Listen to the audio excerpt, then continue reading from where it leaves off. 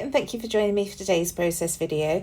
And today I'm using Vicki Boutin's Discover and Create to document a 3x4 photo of my children, my nephew and his girlfriend when we were on the cruise. So I've pulled out Discover and Create because I really wanted to use some neutrals behind this photo. You can see it to the left there, and it's a really neutral photo with sort of tans and golds as the tones. So that's what I wanted to pull in. So first of all, I've pulled out this new Arden Creative Studio stencil by Katie Petite, and I'm just adding some of this beautiful diamond background to the background using Lost Shadow, which is a sort of beigey grey, and antique linen, just to warm it up ever so slightly. So that gives that beigey gold feel again to the page. So I'm just adding it to the top right and bottom left corners of the layout. Here I am putting the antique linen on. I put the Lost Shadow on first, and I'm just adding it to those corners because I want to create a central column with the rest of the bits that I've pulled out. So I went through the papers before I started filming and just pulled out some bits that piqued my interest, and it was this one in particular with all these gorgeous diamonds on, and I'm actually going to cut the squares out and lay 4 down the centre of the page. This means that I can choose which ones I want to use. I wanted to stick to the absolute neutrals on this bit, and then I'll bring in some of the beiges elsewhere. So just choosing my 4 squares and cutting those out, and then I'll lay them down the centre. Now, I didn't really have a plan when I came into this layout, so you'll see me toing and froing a little bit while I decide what to do. But here I'm just using my T-square ruler to find the centre of the page, and I'm just going to draw a line down so that I know where to lay those 4 diamonds. I'm using my fingernails to rough them up, and I'm just going to add adhesive down the centre of the diamonds so that they stand up and create a shadow on the page. I really like that texture that you get on a page when you have things lifted up and not glued right to the very edge. So my pages do tend to have quite a bit of texture on them. I don't fit quite as many in an album. It doesn't bother me at all. I'm just creating to enjoy and record those memories. So there's the photo, and that's roughly how it's going to sit. So I go with great gusto and glue these down, and then do end up pulling them up so I can add some bits behind them. I wasn't really thinking it through when I put them down, but I do want these bits to shine and not just be covered by the other layers that I'm going to add. So there's the last one going down. And I'm thinking the photo is going to go to the left, but that moves as well. So I've got this lovely 6x8 paper and this long beige one, and this is the one that I'm going to use as the strip going right down the centre of the page. So I cut a strip out and put that down, but quickly realised it's too thick.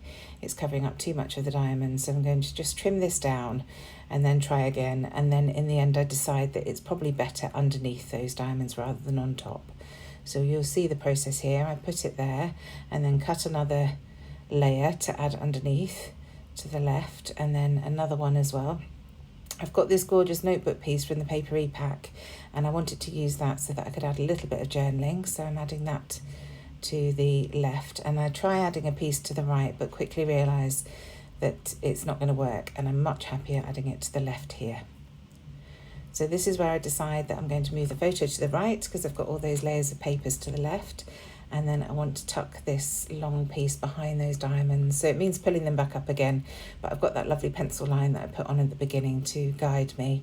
So I'm just going to add that beige strip to the right of the pencil line, and then pull all these other bits up and stick them back down again. So here's the beige piece going down first of all. And I don't really learn because I think I do still put the diamonds down first.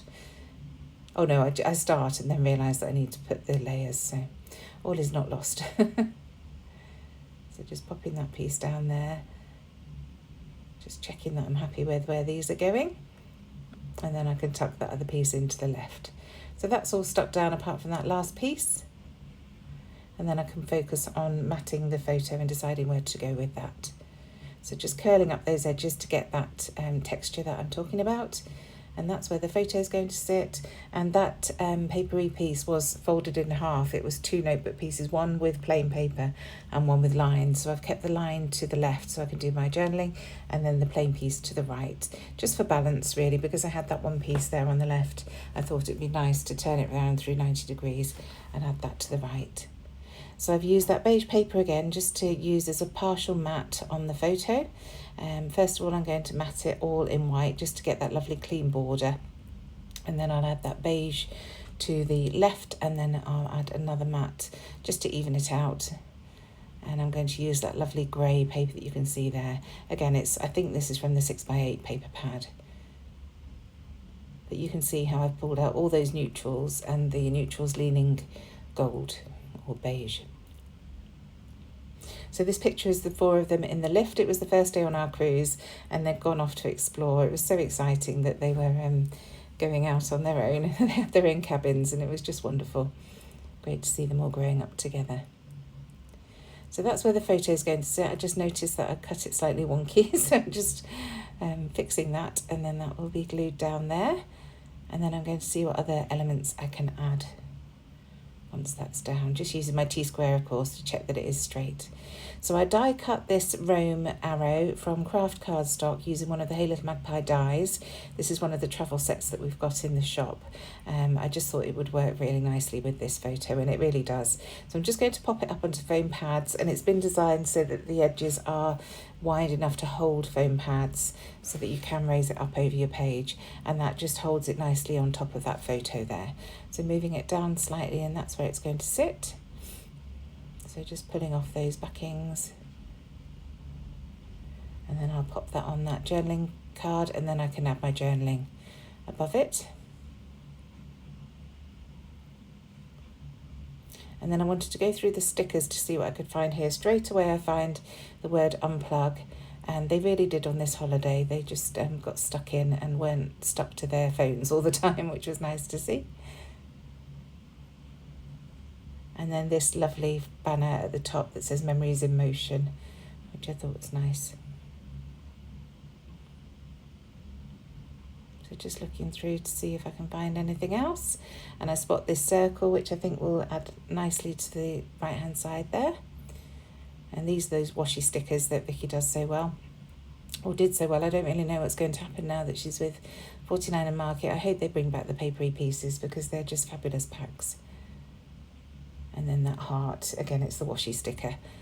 And I just thought that would work nicely there on the right-hand side. So I'm going to add my journaling to the tag, and then a tab at the top here just to add my date to. And I decided to go with craft, to stick with the craft that I've got on that Rome flag. And then a little ribbon loop, just using some black gingham ribbon from my stash. And that's just creating a different texture here on the right, and I'm going to build that cluster up a little bit on the right there. So first of all, the gingham ribbon, and then I remember I want to add the date before I forget that, so I'm just adding that to the tab at the top. As per usual, if you've watched my videos before, you'll know I tend to just stamp it onto white cardstock and then stick it onto the tab that I've cut using my EK Success tab punch.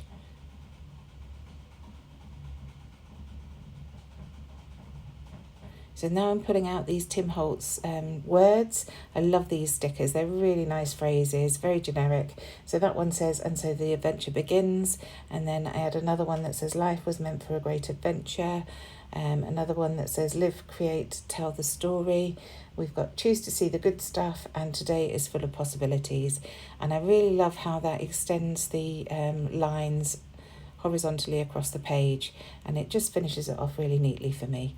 So this last one I'm going to overlap onto that bottom triangle, and then I go back into my drawer to see what else I can find, and I spot my little box of wood veneer. This is really old Studio Calico wood veneer, and it's just sitting in a box and rarely gets looked at, so it was nice to be able to pull it out for this. So I found a little arrow to add to that left-hand cluster, and then a little sailing boat to the right, and because we were on a cruise I thought that was highly appropriate. So now into my other little drawers on my desk, and I found this little gingham heart, so just popping that down next to that other heart. And finally I'm going to finish the layout off with some lovely gold splatters, and this is a paler gold than the bright gold that I tend to use, and it's just nicely in keeping with the colours that I've got in this layout. And that's it. So I hope I've inspired you. Thank you so much for joining me, and I shall see you probably Wednesday for another video. Thanks again. Bye.